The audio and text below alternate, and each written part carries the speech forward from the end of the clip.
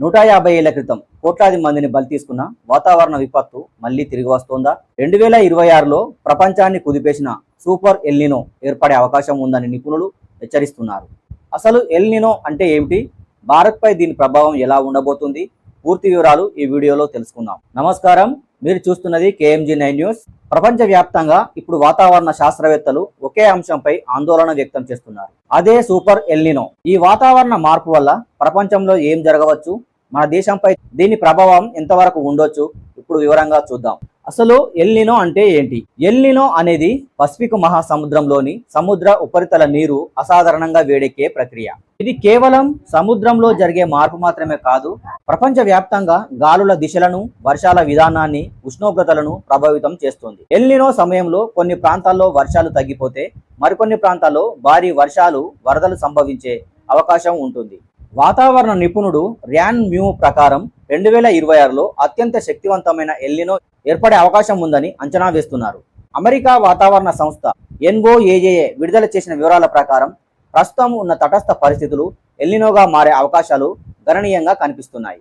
కొన్ని అంచనాల ప్రకారం ఈసారి ఎల్నినో తీవ్రత అధికంగా ఉండే అవకాశం కూడా ఉంది. 1877-78 కాలంలో సంభవించిన ఎల్నినో ప్రపంచవ్యాప్తంగా తీవ్రమైన కరువులకు కారణమైంది. ఆ సమయంలో సాగునీటి సౌకర్యాలు లేకపోవడం, ముందస్తు హెచ్చరికలు అందుబాటులో లేకపోవడం వల్ల లక్షలాది మంది తీవ్ర ఇబ్బందులు ఎదుర్కొన్నారు. అందుకే కొంతమంది నిపుణులు 2026 పరిస్థితిని చారిత్రకంగా ప్రాముఖ్యత కలిగినదిగా భావిస్తున్నారు. భారతదేశంలో ఎల్నినో ప్రభావం ప్రధానంగా ఋతుపవనాలపై కనిపించే అవకాశం ఉంది.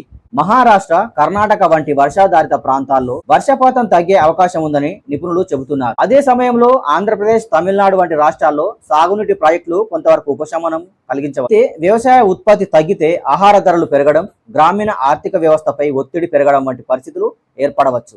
ఎల్నినో ప్రభావం కేవలం వ్యవసాయ రంగానికే పరిమితం కాదు. వడగాల్పులు, ఆకస్మిక వరదలు, తుఫానులు వంటి తీవ్ర వాతావరణ పరిస్థితులు ప్రపంచ సరఫరా వ్యవస్థపై ప్రభావం చూపే అవకాశం ఉంది. దీనివల్ల కొన్ని వస్తువుల ధరలు పెరగడం, ప్రపంచ ఆర్థిక వ్యవస్థలో ఒత్తిడి పెరగడం వంటి పరిణామాలు చోటు చేసుకోవచ్చు. ఇక్కడ ఒక విషయం మనం స్పష్టంగా అర్థం చేసుకోవాలి. సూపర్ ఎల్నినో గురించి వార్తలు వస్తున్నాయని చెప్పి భయపడాల్సిన అవసరం లేదు. అదే సమయంలో నిర్లక్ష్యం చేయడం కూడా సరైంది కాదు. 1877లో జరిగిన పరిస్థితులు, ఇప్పటి పరిస్థితులు పూర్తిగా భిన్నం.